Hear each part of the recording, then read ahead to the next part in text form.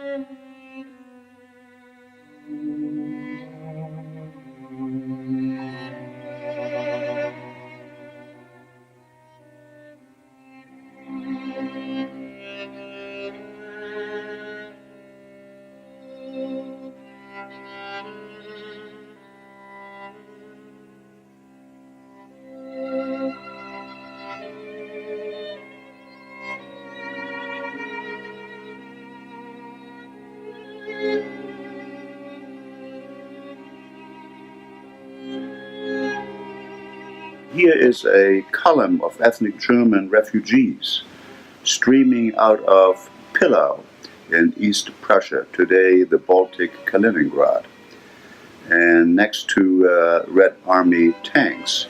What a stressful time this must have been. The next image shows you perhaps a family, a woman with 2 children, people carrying what they could from their household into an uncertain future.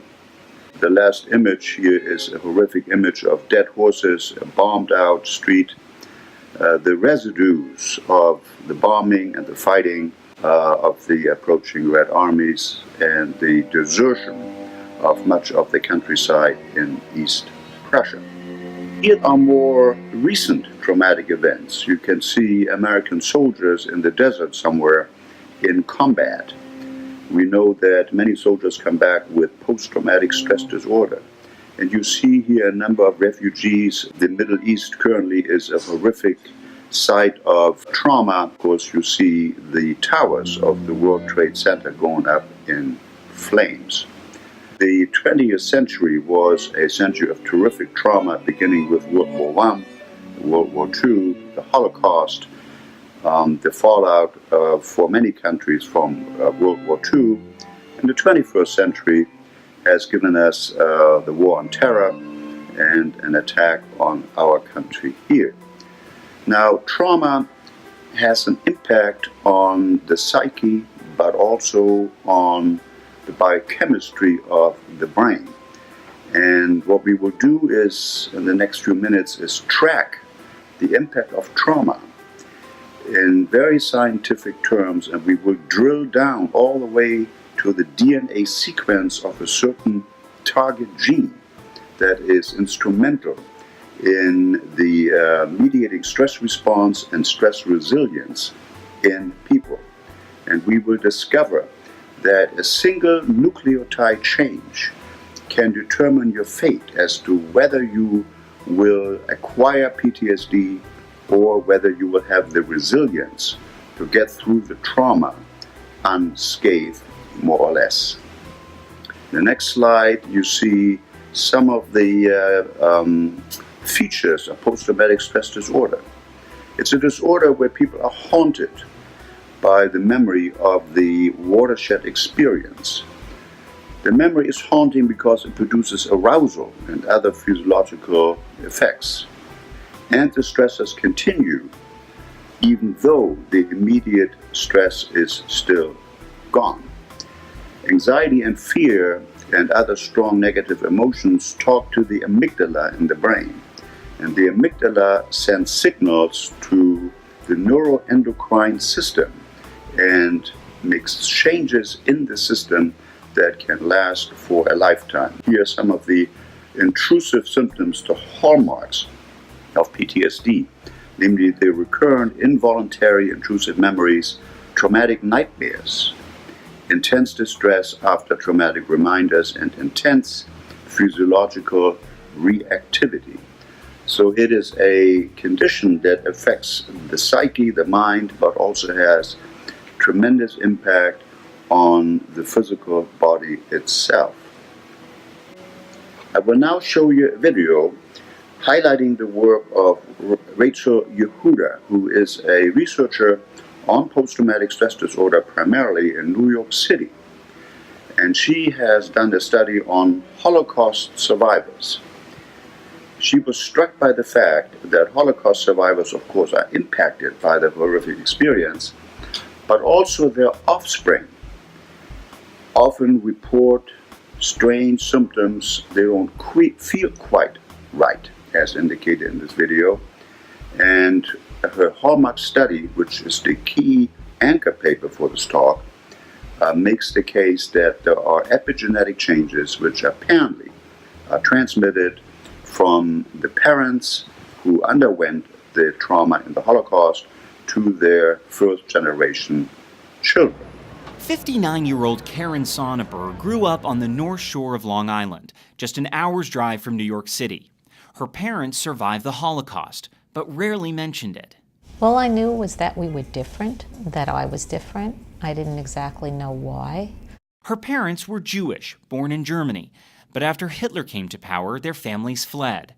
Sonneberg's parents were just children, but carried the traumas of Nazi oppression throughout their lives. My mother, from the time she was 3 on, from my father, from the time he was 5 or 6 years old, he was subjected to the painful existence in Germany. Despite her own comfortable upbringing here in the U.S., Sonneberg privately struggled for years with anxiety and stress. And while she couldn't prove it, she believed it was somehow linked to her parents' traumatic childhoods. Having discussed this with many of my friends who come from similar backgrounds, it seems to be consistent in most of us. There were definitely challenges that, quote-unquote, American kids didn't seem to have experienced.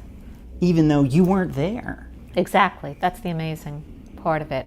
Now, a new study published this month in the scientific journal Biological Psychiatry bolsters Sonneberg's belief that she experienced the after effects of her parents' trauma. Dr. Rachel Yehuda, director of Mount Sinai's Traumatic Stress Studies Division, led the study. Her team interviewed and drew blood from 32 sets of survivors and their children, focusing on a gene called FKBP5. We already know that this is a gene that contributes to risk for depression and post-traumatic stress disorder. Yehuda noticed a pattern among the Holocaust survivors called an epigenetic change. Not a change in the gene itself, but rather a change in a chemical marker attached to it.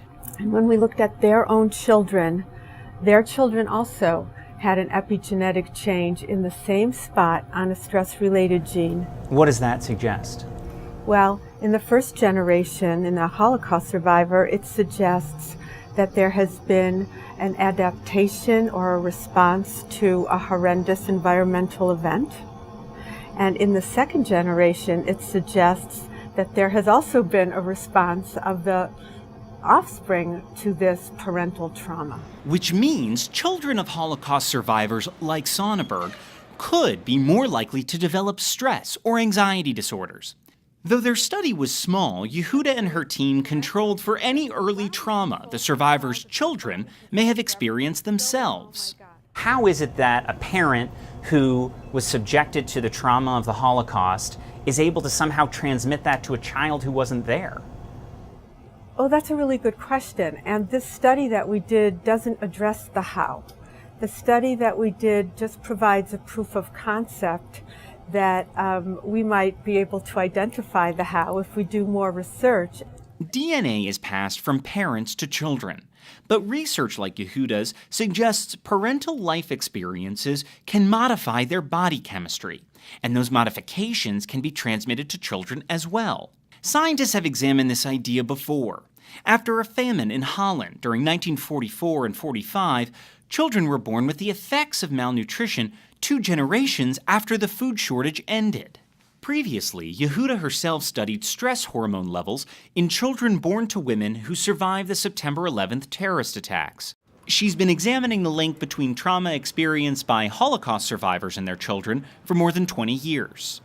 A trauma is an event that changes you, and it doesn't have to change you for the negative. Trauma changes you in lots of different ways, but most people who experience extreme trauma learn a great deal from that experience. And some of those lessons may be lessons that are transmitted to the child, and that's not a bad thing. Yehuda says the implications aren't limited to Holocaust survivors, but this dwindling population provides insight into how clinicians understand and treat stress disorders. If you're at risk for heart disease, a lot of times the doctor can separate out, well, this is your weight, that's not good, this is your diet, these are your genetic risks, and things like that. And it would be very nice if we could develop a similar risk profile in the mental health arena, where we would be able to understand where the risk factors come from for depression and anxiety. We're on the 10th anniversary of Hurricane Katrina. There were children who were born after that trauma. There are children born in the trauma of a war in Syria and other crises around the world. If you're the child of a parent who experienced trauma, are you doomed to be depressed or stressed for the rest of your life? I don't think you're doomed. But I think that many children of traumatized parents have struggled with depression and anxiety, and I can tell you that many of them have felt relieved that there might be a contributing factor that has been based on how they're responding to their parental trauma. I think that it's helped people work through a lot of that depression and anxiety. Relief is exactly what Karen Sonnenberg, the child of Holocaust survivors, felt after she participated in one of Dr. Yehuda's trauma survivor studies. She lost her mother 30 years ago, but looks forward to her father's 90th birthday next year. I've learned to cope in my life. I've learned to move on and get over all of this. Had I known at the time how my reactions could impact future children, my children's reactions, I might have dealt with things differently, or gotten them some sort of treatment that maybe would help them in the future. You have now watched the video featuring Rachel Yehuda and some of her subjects and their experiences. So this is then the scenario that we try to untangle. However, before we do this, a quick review. Here is the pituitary adrenal axis. You can see that there are releasing factors from the hypothalamus, corticotropin releasing hormone that stimulate the anterior pituitary, releasing ACTH, which goes to the adrenal gland, resulting in the production of cortisol. Now, cortisol normally then feeds back and is detected by the glucocorticoid receptor in the hypothalamus.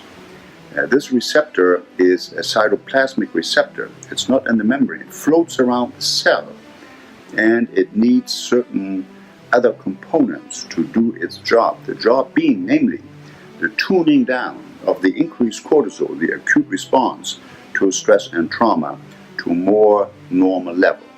And what is hypothesized is that in PTSD, this feedback loop is no longer functioning, and the body experiences itself as though the trauma is continuing on a day-to-day basis. And the next slide is a more detailed sketch on the biochemistry of this. So you see the adrenal gland, ACTH is stimulating, glucocorticoids are released. And on the right-hand box, the red-colored box, you see the glucocorticoid receptor gene protein product NR3C1 binding to cortisol. Now, in order to do its job, it needs to bind two additional components, namely a protein called FKB5 or 5-1 sometimes, along with a protein called HSP90, one of the members of the family of so-called heat shock proteins. These are proteins that act as chaperones, guiding proteins along the way in the cell, helping in the assembly of proteins in such a way that they don't denature and accumulate in an unhealthy way. So only when this entire complex is assembled, especially the FKBP5 needs to be present, can this receptor translocate into the nucleus of the cell and then bind to the so-called glucocorticoid responsive element in order to effect transcription of genes. A more detailed analysis of the molecular circuits of FKBP51. So FKB51 alters glucocorticoid receptor functioning by decreasing ligand binding, cortisol binding, and impeding the translocation of the receptor complex to the nucleus. Furthermore, FKB5 is part of an intracellular ultra-short negative feedback loop that regulates glucocorticoid receptor activity. So glucocorticoid receptor activation induces FKBP5 transcription via activation of an intronic steroid hormone responsive element, leading to increased transcription of FKBP5, entailing a restrained corticoid receptor activity. So it's a feedback loop that is tightly regulated to dampen down stress response. Our stress response is designed to be short-term and acute, not long-term and prolonged. We find the first study that is the proof of principle that FKB5 is critically involved in PTSD in man.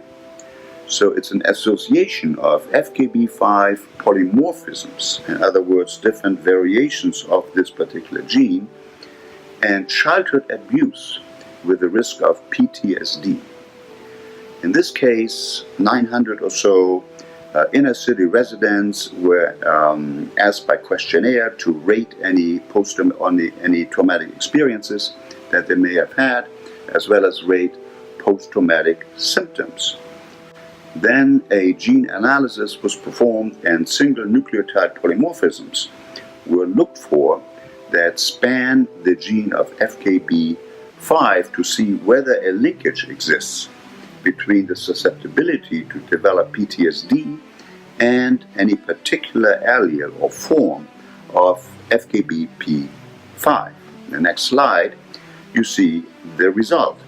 There were 4 single nucleotide polymorphisms at this locus, the FKBP5 gene, that are strongly associated with the susceptibility to PTSD and the severity of the child abuse that was experienced by these programs. So there's a gene by environment interaction which was positive for these 4 nucleotide polymorphisms in this gene. Now the structure of the gene is here in the next slide. And you can see it's located on chromosome 5. The site of this gene is critical for the susceptibility to PTSD. Now the other aspect shown here is that the first 4 polymorphisms from left to right are tightly linked, so-called linkage disequilibrium. So if there is a breakage in the chromosome, usually these 4 go together.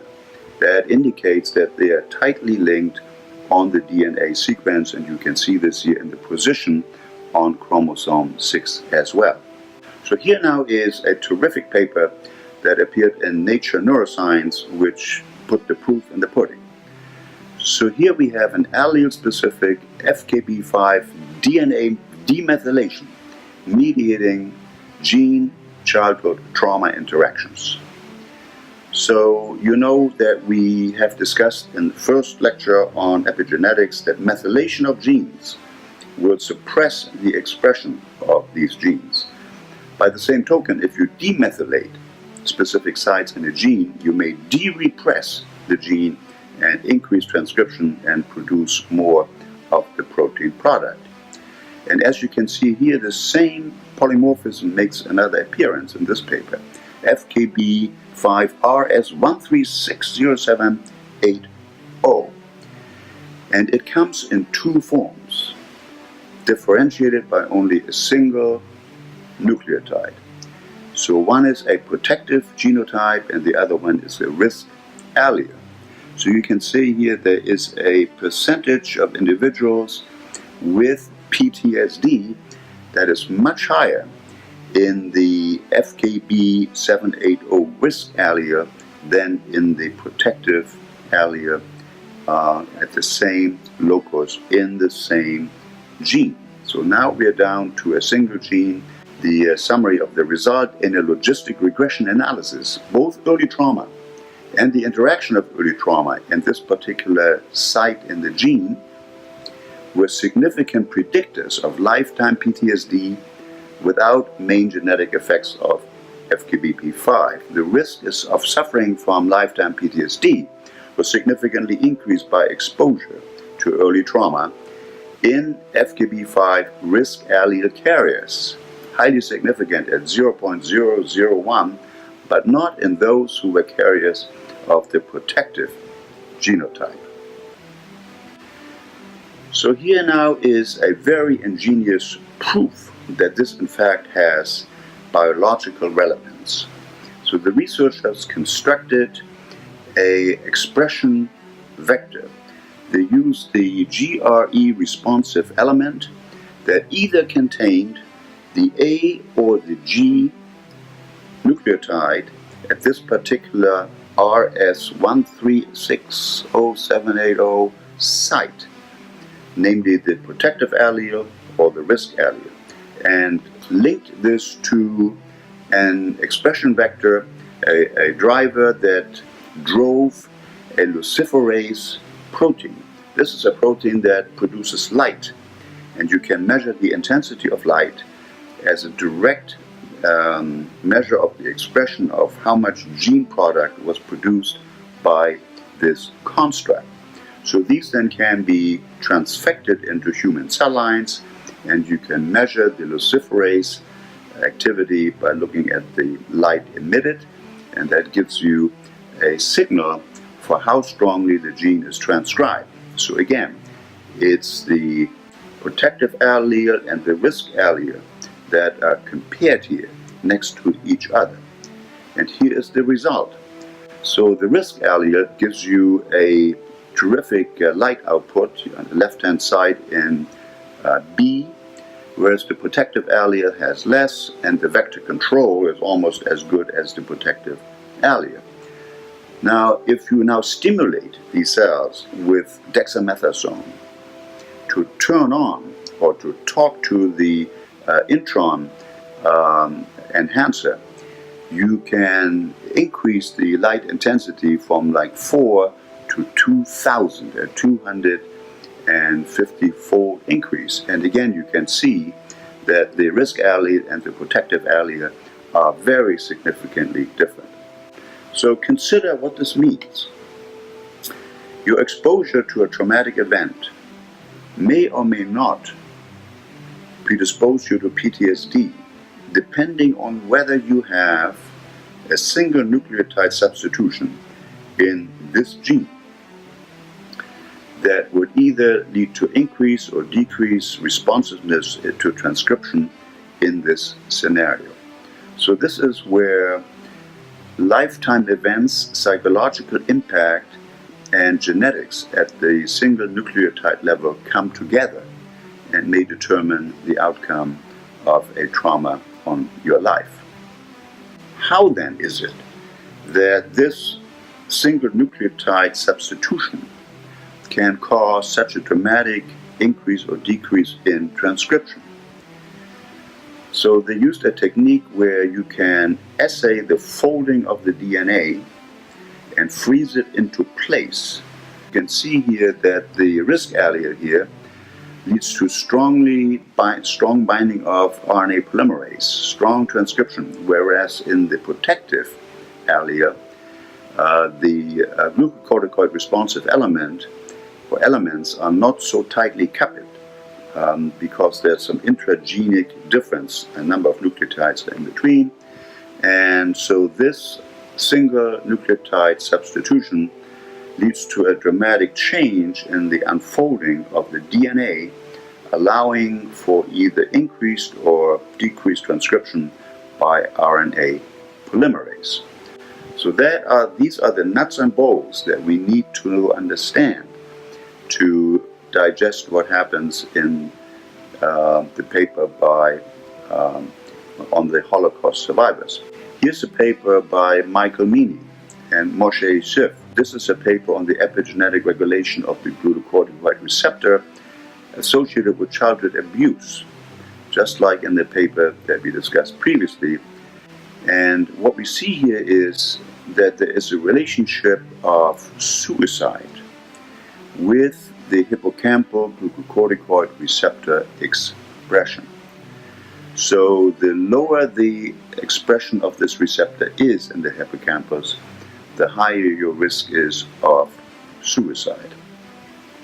And this is true for abused folks, especially non-abused people do not show this particular feature. So the abuse producing the intense trauma in association with decreased glucocorticoid receptor expression is a lethal predictor of potential suicide.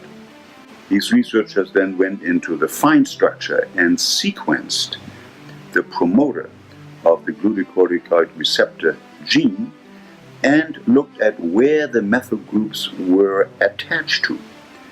And you can see that there is a difference between those folks that were suicide victims but were not abused and those who committed suicide after significant childhood abuse.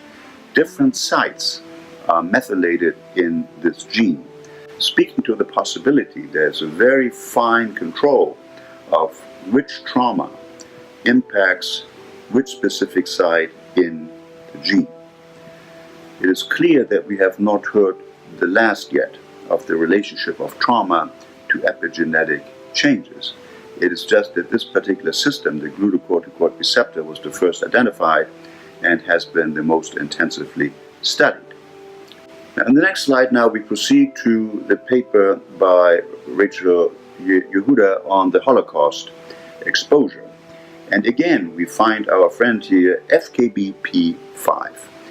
And as she discussed in the brief video that we showed at the beginning, we have here a change in FKB5 methylation.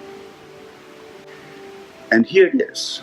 So it's not at the classical site that we have discussed before, namely the RS1360780 in intron 2, but rather they discovered a site in intron 7. They used a special sequencing procedure which allows you to track down which GC island, the sequence of C and G in the gene, are methylated. And you can see there are certain bins, bin 1, 2, and 3. Bins because this particular sequencing technology only allows for brief patches or sequences of DNA to be analyzed in one go. And so they did these different bins, and the action seems to be here in bin number 3. That is where the findings are made. Okay, and the next slide now here is a result, namely the relationship between the FKBP5 intron 7 site 3% methylation and childhood trauma questionnaires. So the carriers of the FKB5 risk allele are depicted by black squares here, and you can see there is a correlation between the intensity of F1 childhood abuse and the decrease in methylation in this particular site on intron 7. We see a relationship between the original parent generation, FO, namely Holocaust survivors, and first generation called F1. Again, focusing on FKB5 intron 7, this particular bin 3 site and the percent methylation. And you can see here there is a correlation between the methylation intensity and intron 7 of the F1 generation, as well as the FO, the original, the parent generation that was involved in the Holocaust, whereas the controls are to the upper part of the slide. The correlation and most of the findings are in the lower part of this correlation, and this was significant at the 0.05 level. Now, as Dr. Yehuda indicated in her talk, we don't know the exact mechanism by which this methylation phenomenon appears to get transferred from the parent to the child. The child was not involved in trauma, and the researchers took great pains to exclude anybody with a mental illness history, any significant trauma. They wanted to isolate the pure impact of being a child of a Holocaust survivor. So if we put all this into a grand scheme, we can say that in the next slide, early life adversity plus a risk phenotype can prime a stress response. And this may then lead, here for example in the FKB5 epigenetic case, to a different folding of the genome in response to the glucocorticoid binding to the regulatory element, the glucocorticoid responsive element. And in the next slide, you can see that psychopathology may then eventually result and continue the FKB5 disinhibition subtype, where pathology continues to be sustained and may be driven in part by a dysregulation of the cortisol regulatory stress system. Cortisol, of course, being toxic to brain cells and neurons in particular.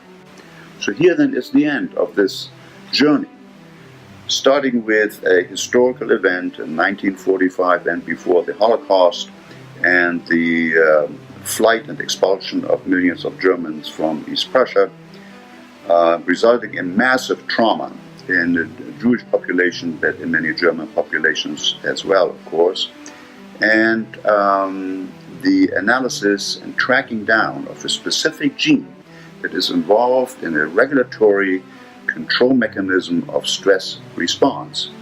And we nailed it all the way down to a single nucleotide substitution in a gene that is intimately involved in the regulation of the glucocorticoid receptor mediated dampening down of stress response. Thank you very much for your attention. We see you soon again at Behavioral Health 2000.